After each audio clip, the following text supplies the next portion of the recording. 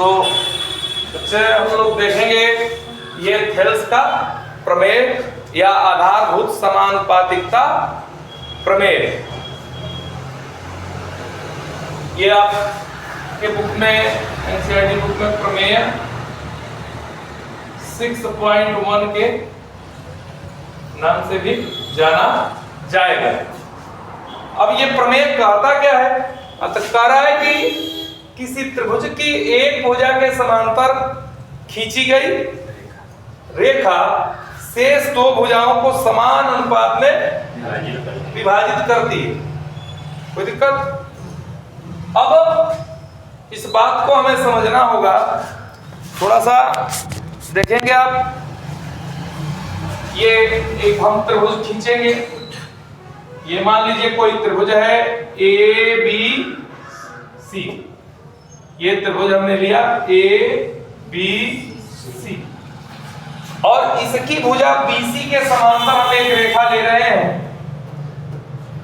यल, जो इसे बिंदु D और E पर रेखा खंड AB को, भुजा AB को D पर और भुजा AC को E पर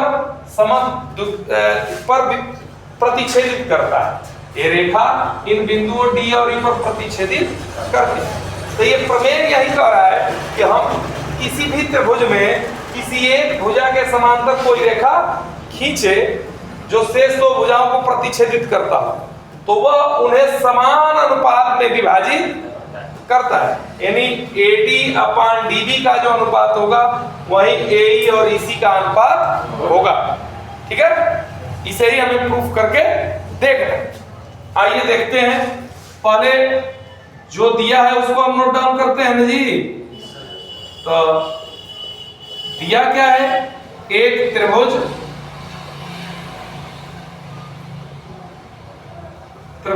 ABC में यल समांतर BC है। एक रेखा यल है जो BC के समांतर है। थोड़ा और इसको हम इधर दिखा देते हैं। ये रेखा यल है, ठीक है, जो BC के समांतर है, जो AB व AC को क्रमशः D व E पर क्या करती है? प्रतिच्छेदित करती है। यही हमें मिला है। ठीक है बच्चे, तो सिद्ध करना है कि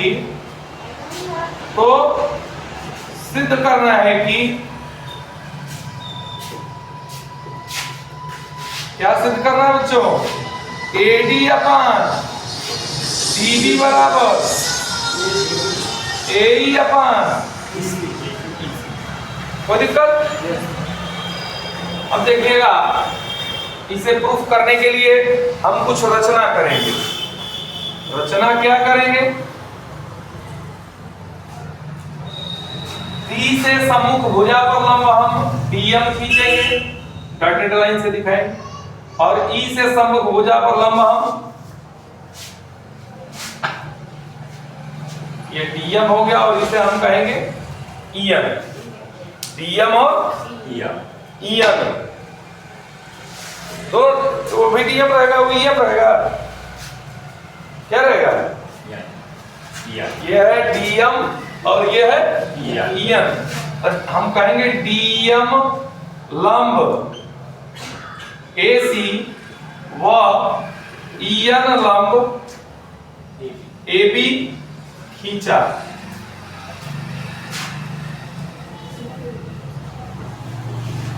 ठीक है जी, DM लंब AC व EN लंब AB खींचा। और BE व CD को मिलाया। BE व CD को मिलाया। B से हम E को और C से D को क्या करेंगे? मिलाएंगे। कोई दिक्कत? अब देखिए,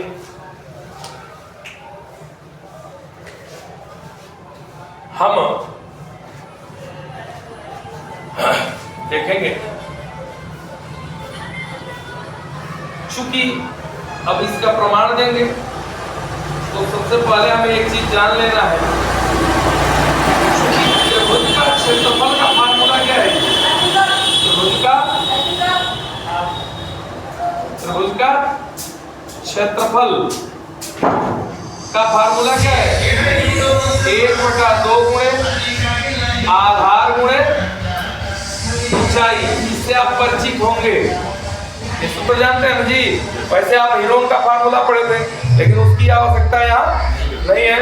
वो जब तीनों भुजाएं ज्ञात हों और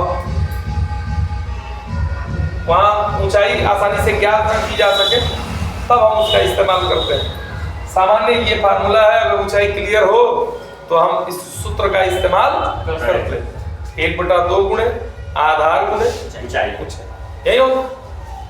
अब देखिए, इसलिए area of triangle ADE, area of triangle ADE, त्रिभुज ADE का क्षेत्रफल हमको ज्ञात करना है। तो अगर हम इसे आधार माने तो क्या होगा? 1/2 गुणे AE, तो उस पर लंब कौन है? PM है। और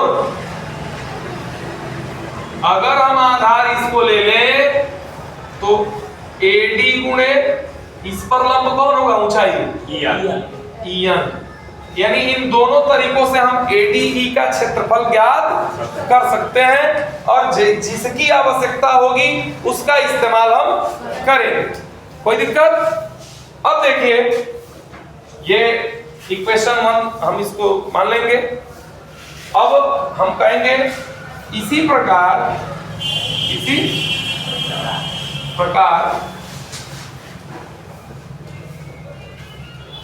एरिया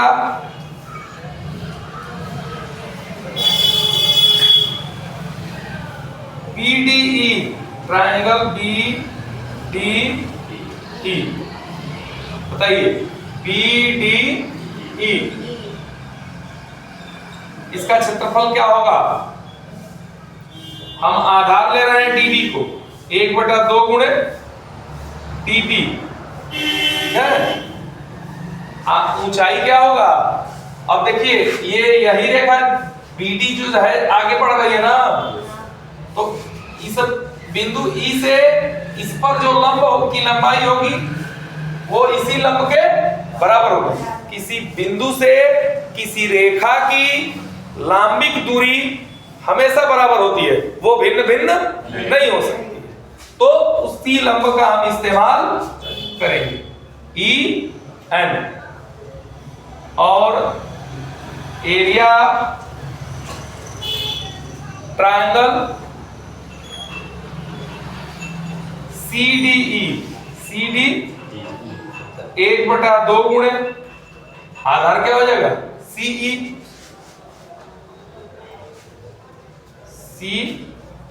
चाहे EC लिखिए, EC, और गुणे ऊंचाई। अब इस पर लंब कौन है? PM। सॉरी, यहां देखिएगा, ये जो DB हम ऊंचाई लिए हैं, इस पर ऊंचाई DM है। क्या है? तो यहाँ DM लिखे, और यहाँ ऊंचाई क्या है? इस रेखा पर ऊंचाई तो है, ये EN था, और यहाँ पर DM। कोई दिक्कत? अब ये समीकरण 2, ये समीकरण, ठीक है, कहेंगे। अब इसलिए अब area triangle ADE upon area triangle BDE, area triangle ADE में और BDE में, ADE में हम वो लेंगे जिसमें EN आया है, वो लेंगे 1/2 गुणे AD गुणे EM और 1/2 गुणे DB गुणे EM।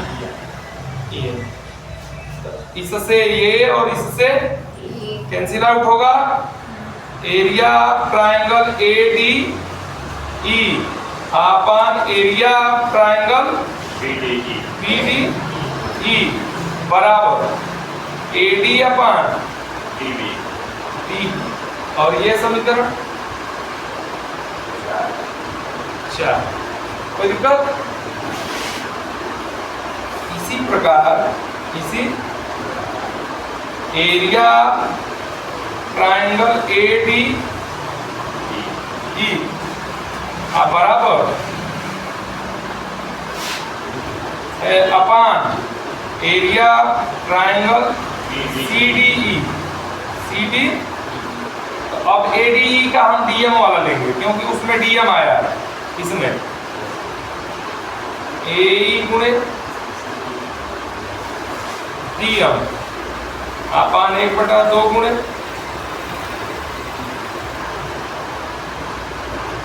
EC गुणे DM। तो इससे ये और इससे area triangle ADE upon area triangle CDE बराबर AE अपॉन EC। यहाँ तो कोई दिक्कत नहीं है। अब कहेंगे चूंकि ट्रायंगल, चूंकि जो ट्रायंगल है कौन BDE वो ट्रायंगल CDE एक ही आधार क्या है DE वो समांतर रेखा